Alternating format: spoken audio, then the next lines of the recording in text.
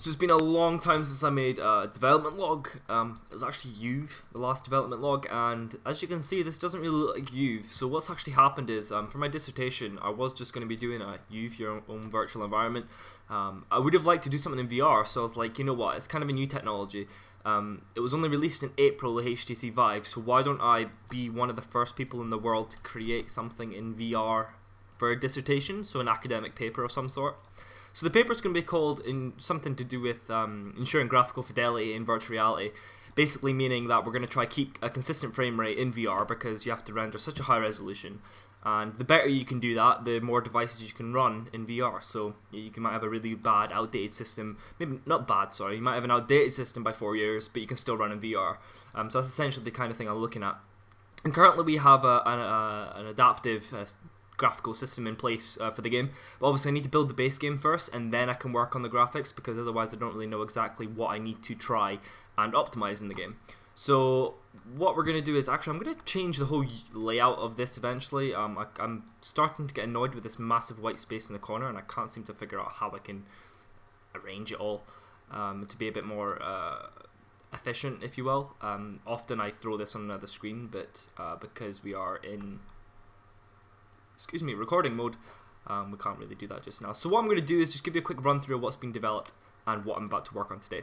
So if we just look in the scene view at the top here, we can see we have a start menu. We have a couple of boys just lying about.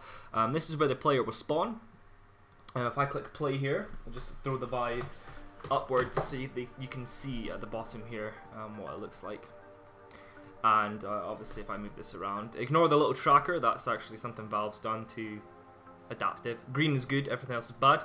So what we're going to do is we're just going to hold the controller out in front. As we can see, it's been detected here. This is what the controller looks like. It kind of matches what the controller feels like. So in game it feels like you're actually holding this controller in real life. As you can see here at the front, there's a laser. When you pull the trigger it will animate, but I don't know if I'm going to keep this model exactly, and if I change the model I need to redo the animation, so that's kind of the thing I'll do at the end. As we can see here, it selects. It actually has some haptic feedback, so we can feel when the UI has been highlighted. And if we fire, inside it at the bottom we can see trigger button pressed and start press, which means you've highlighted it and then you fire, which means that button has been pressed. But at the moment I've only got the debug log for start pressed. We can see the counter increase in the corner. So basically what will happen is when we click start, if we look down here we can see there's a whole area. All of that won't be visible at the start. It's only when you click fire start everything will become visible. What will happen is these plates here at the spawn will move outwards and you'll fall. It'll be an animation, it won't be any gravity modifiers on it to make sure it's consistent every time. And basically you'll fall down into the spawn location. So if I take you, well, the spawn location, the starting location for the game. So if I actually just zoom out here, what we'll do is we'll emulate this just by moving our character down. Whoa! And this is our little area. So there's a lot of boys running around here just now. So the best way we can actually do this is just by turning on my other controller. We're going to hold it out in front of the screen just here. I'll put the other one down. We can see here we have oh no, it's set that controller to index position 1. So as we can see here we have a sword, we have the buttons for all the controllers, for all the kill streaks, sorry. In the corner we can see the touchpad. It's actually debugging the position I'm actually selecting, so I've just got to change the vectors to a certain position on the trackpad, and then we can select each button.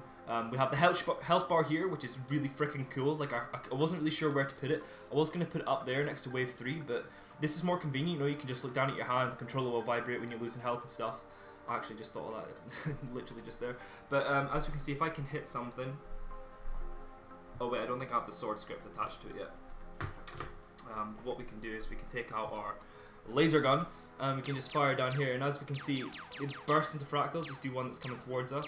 So we can see that it copies the mobile game where the shell, if you will, is changed and the little blue one comes out. So in the mobile game you have like a really simple version of it where the character just shrinks. Now that's obviously because we don't want your device to explode and we don't want actual real physics to be emulated all the time. So as you can see here, what we're doing is we're destroying the enemy's shell, the Void's shell, and then we have the raw Void in the middle that we've got to kill. And then obviously you can see we will have a wave counter, it'll increasingly get harder, and we have a score. Eventually what the plan is, if you look around the map, you'll actually see little platforms like this with little Xoids running around fighting all of them off, so it'll be quite cool, just another thing just to look at in the environment. And basically I'm trying to get like a lot of things that are fun in VR that I found into one game. So for example at the spawn, you see the boys and everything, like that's a fun thing to play with, like kill all the boys as fast as you can, like just tiny little Easter egg, you know, what happens if I shoot this, then the little timer will come on screen and you can see if you can beat any of your friends or leaderboards and such. Leaderboards will be displayed at the top. So the score is going to work in essentially you'll get 10 points for hitting the Boyd shell, 25 points for actually destroying the Boyd itself, which is like the little blue thing. You're going to get 25 points for meleeing it with the sword, and you're going to get 50 points for meleeing the blue guy with the sword, which just basically means you're getting more points the more riskier you're playing. And if you manage to destroy the Boyd, the laser, you know, you're getting like a good 25 points. So the score 3000 is just, all of this is just temporary, but it's really quite cool to look at what wave you're on and stuff while this is going back and forth. Well, I'll probably leave it up there. I was debating on like killing it or not. But as we can see here, nothing's being destroyed, even the bullets aren't being destroyed. It's almost like a prototype game, but it feels good. The lighting's really quite fun. We can see the little purple cube in the background is actually what the AI is aiming for. We're not using A-star or anything, we're just using a very simple AI that was found in the mobile game. Less resources the better. A-star, sorry, takes up a little bit, but I will be discussing this in my thesis about what the profile does when we do have A-star and other types of animation, AI, artificial intelligence attached to all of these boys. So you can see here, you get an idea for the game. It's really freaking fun. What we'll have is, like, as the waves get harder and harder, another one of these ships will come here on the right hand side, another one on the left. So there's more boys in the middle. Eventually they'll have a boss wave where you just have like one big boy that comes out. It's transparent. It'll come towards you and it'll be loads of little like blue boys like bouncing about inside of it. Once you cause enough damage to the shell on the outside, it'll fracture. And the little blue boys will be free to come out at you and chase you, and it'll be like a boss wave, if you will. And eventually they'll be slowly integrated into the actual waves themselves. I think there's going to be 10 waves, I haven't decided. We're getting a bit of frame rate issues here because nothing's being destroyed, so we're just going to stop. I haven't decided yet if I'm actually going to make the waves kind of static, so like I know exactly what's going to happen every time, or I'm going to randomize them. A lot of VR games currently don't have this. Zombie Shooter Trainer, which you can actually tell if you've played it, like if you can actually hear they've pirated the audio from Audio Jungle, because every time the wave ends it's like game over Audio Jungle, and it's just fucking pathetic, and they need to fix that really, because the game's released with every single version of the Vive, and it's not really good if I'm honest.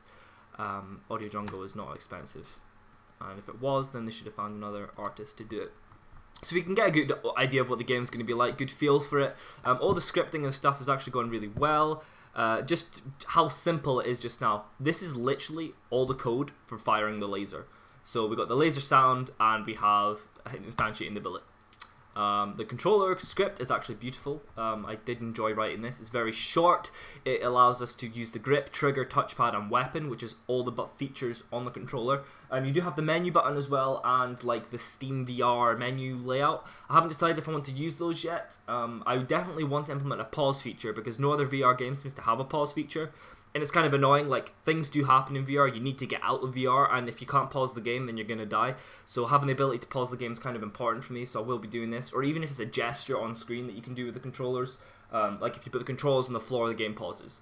I mean, I just thought of that on the spot, but that's probably something I'll research a little bit. But yeah, everything feels really good. It feels very nostalgic to the original game. If I go in here, you can kind of see the little room that we're in. I decided to put you in a room because you like to feel not enclosed, but you like to have a space in VR. Like if you're put on the platform, you feel really exposed. There's too much that you have to turn around a full 360. For this game, because it's more of a shooter melee type-esque, I kind of wanted you to just be able to stand in one position. You can walk around this whole room. There'll be ammo packs and stuff you can pick up, and eventually there'll be swipe gestures and stuff, so you can actually change your weapon in future updates. This game will be released in early access probably in about January when the initial build's done. And from there I'll be adding more features to it. But you can see, if you played the mobile game, links will be in the description as always. You can see exactly where this comes from, and for every purchase of the game you'll be getting a free copy for iOS and Android of the game, so you can play it on the go. So you're always in the Xoid. Little franchise being built up. So essentially I just wanted to show all of this off and build up some hype very gradually, like I was doing with the previous game. And currently I'm just about to start coding the little I'm going to play the animation for splitting up the spawning platform to two different places. So So like the left plane will move out over here, the right plane will move out over here, the player will look down, and it'll happen. I'm actually going to put some UI element. This will fade out and says don't look down, the player looks down, then the animation triggers and you can just see them falling. And the reason I triggered that was because that's an experience in VR, being able to fall, and you're not actually falling in real life, but in VR you're falling. It's such an awesome thing, like I absolutely love it. So I want this to happen every single time you die. And having this layout means there's only one scene in the game, so there's never a loading screen, and loading screens suck. So essentially I'm going to cluster every object we have in the game, put it under one game object component, and then what we can do is we can enable and disable that depending if the player wants to use Start or Arcade. And I haven't decided what the Arcade mode is yet, but get an idea for that. And I'm actually going to Control Z that, because... Wait, let's have a look. What did I do? I'm just trying to, because this is my live build, I want to make sure I didn't fuck any of it up. You know what? Fuck, I didn't. Everything's fine. Okay, that's cool. So I'm going to start this animation, and next devlog you'll be able to maybe see some gameplay of actually starting, a bit of a score. So essentially now all the mechanics are in the game. I've actually got to make the game controller, so that's with the waves coming up and the increasing spawn and animations flying around and stuff. But yeah, it's going really well. I'm really enjoying it. VR development's a little bit different. It's actually very different. There's a lot of other features you have to take into account. But so far there hasn't been any issues I haven't been able to get around. And setting up the controllers were actually it's ridiculously easy. And writing the script for it was absolutely fantastic, because you essentially just type in dock, trackpad, and touchpad, sorry. And it is a touchpad, so everything's named appropriately in the variable-wise side of things. So yeah, I'm going to end the video here. Thanks a lot for watching. Be sure to check out the devlogs on the channel. There's a lot of them.